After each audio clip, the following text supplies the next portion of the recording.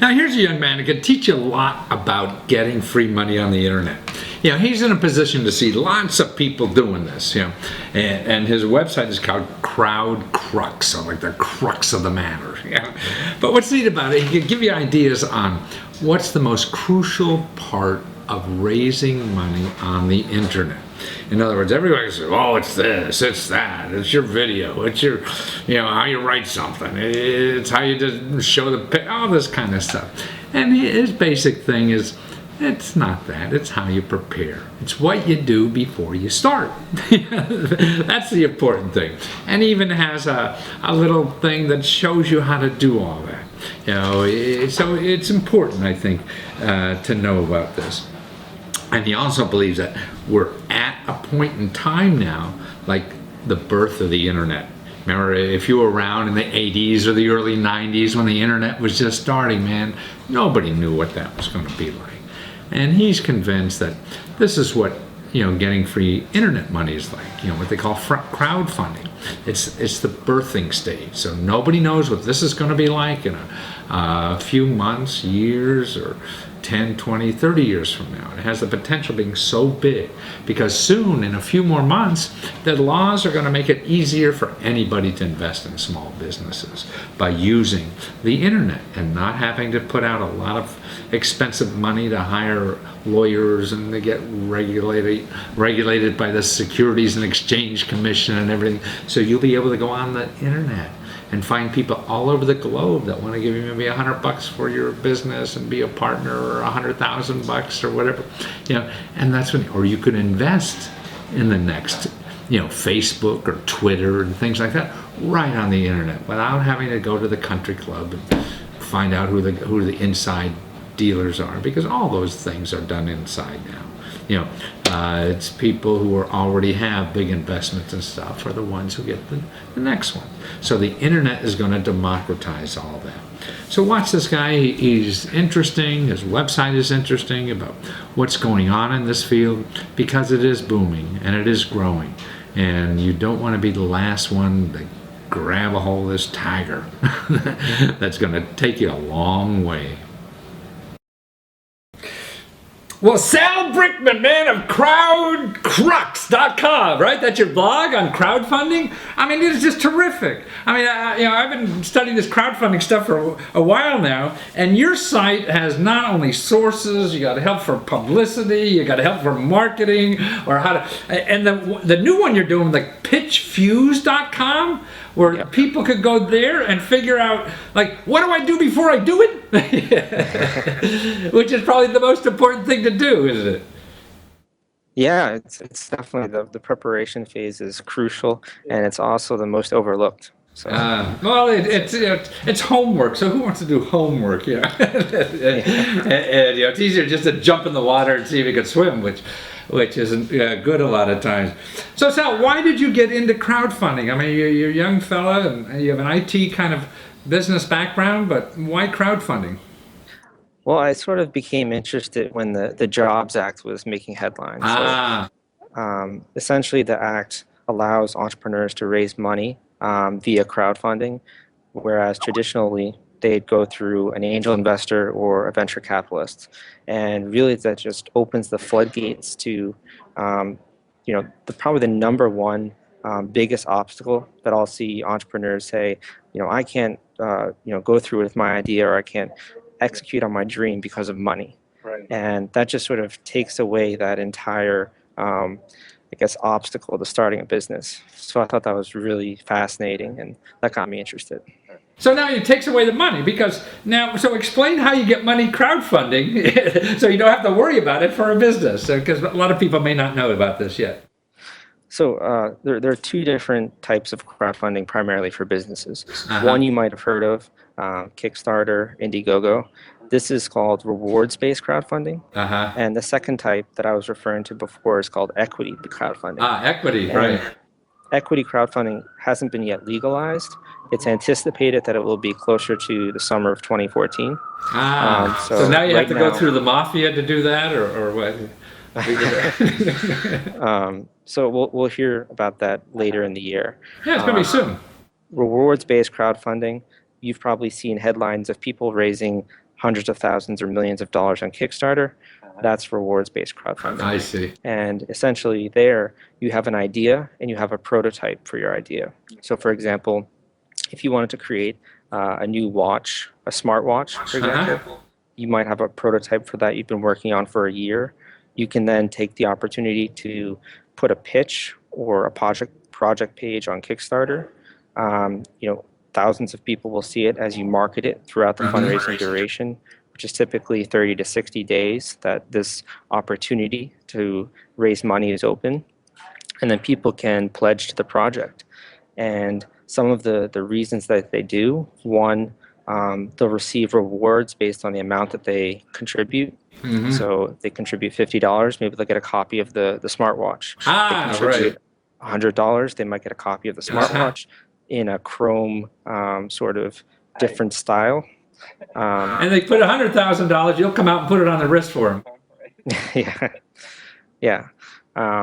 So it's a way to raise money for an idea.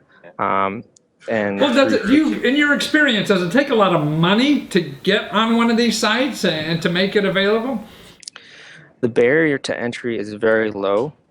Pretty much anyone can create a project page as long as you follow the guidelines of the platform. So for example, certain types of projects are not allowed on Kickstarter. If you're trying to create an e-commerce web store, or you're trying to give financial or advice in the form of a book, those types of projects are not allowed on the platform. So as long as you review the guidelines and you match that, then you can launch a project. Do they do background credit checks on you or any of that kind of stuff? So it's pretty loose right now. Wild West, huh? Really all you need is an Amazon payments account. And you need to be based either in the US, Australia, Canada, or the UK. And that's actually kind of brought up a few unpleasant sides of crowdfunding because people have scammed on Kickstarter. People have been defrauded. And it's really, like you said, the Wild West. And some people are making lots of money doing unethical things. So over time, we anticipate that the regulations will sort of stymie down that unethical activity. Well, from your perspective, because you've talked to a lot of people who have used it, been successful, and you're doing interviews all the time on this, what is the biggest problem, that people forget to take advantage of or to do when they're doing a crowdfunding site? I think the biggest sort of mistake or the biggest misconception is that you're going to raise all of this money from people anonymously online. I see. And the truth of the matter is anywhere from 30 to 70% of the people that back your campaign are usually in your social networks. I see. So, for example, some campaigns I'll see they'll raise 30% of their fundraising goal. Say their fundraising goal is $10,000, they raise $3,000 from their social network, and then because people see the social proof behind the campaign, they're willing to then pledge money, and they're able to raise $7,000 from the crowd. I see. So you have to get a bunch from your stuff too. I mean, there are exceptions. I'm sure people get lucky, and they're the ones I put in my infomercial. But but mainly you have to have a network yourself and start building that. That's why your pitchfuse.com sounds very important to anyone considering using crowdfunding, because that's what you have to start preparing. So when you are going to put that site up, that you're prepared for that stuff. Yeah, and also, like you said, there are exceptions to that rule. I have seen people be featured in the Kickstarter newsletter, and they raise $25,000 in the next 3 days. So there are exceptions. I always tell people to not plan for serendipity, but just hope it will happen, but to plan for actually raising your fundraising goal. Right. Now, you can't plan for lightning hitting you. But the important thing is you need to put yourself out there for that to happen. How big do you see this thing getting, or how? I mean, now it's still minuscule in a way. I mean, a couple $1 billion, maybe, if that, when you put in, peer-to-peer lending and all that kind of stuff. But do you have a sense of how big this could be? How soon? To be honest, I don't think anyone does. Yeah, no, you're right. It's sort of one of those things like either the birth of the internet or the birth of social media. No one really knows how big it's going to be.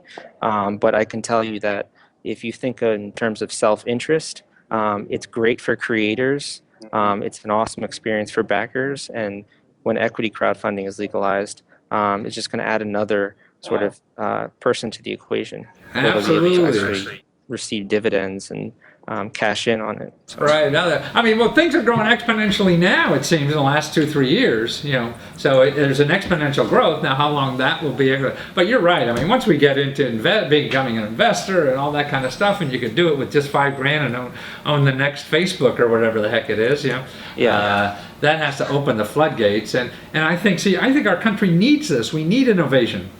We need to do things. That's what creates jobs. It's the new businesses like you starting. The old businesses aren't creating jobs. It's you. It's also something where I feel like if you were to go back several decades, take, for example, the beginning of Apple.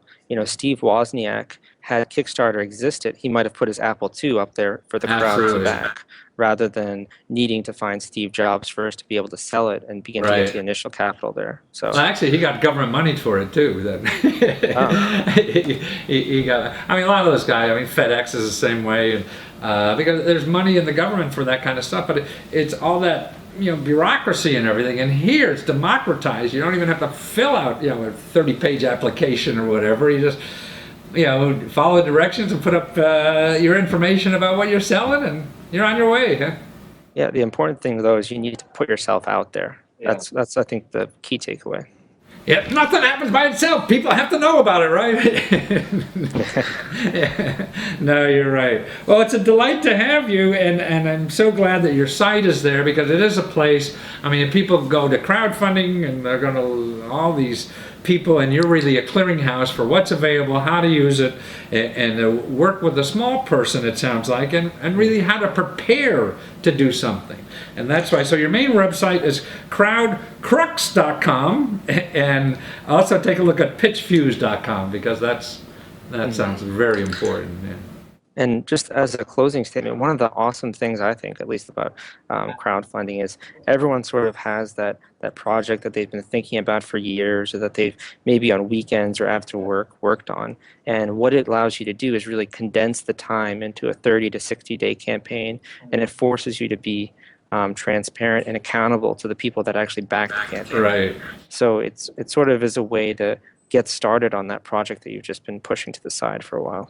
Yeah, but I mean, that's right. There's no excuses to take that idea and see if the world wants it. It'll tell you right away, and it doesn't cost you anything, right? Yeah, exactly. Right. Well, wonderful. Well, thank you again, Salvador. And that's crowdcrux.com and pitchfuse.com. Thank you. Yeah, that's great. Take care. Okay. Now you're going to start learning, right? Because you're not going to be left behind. Don't get left behind and be the last one to learn about free money on the internet.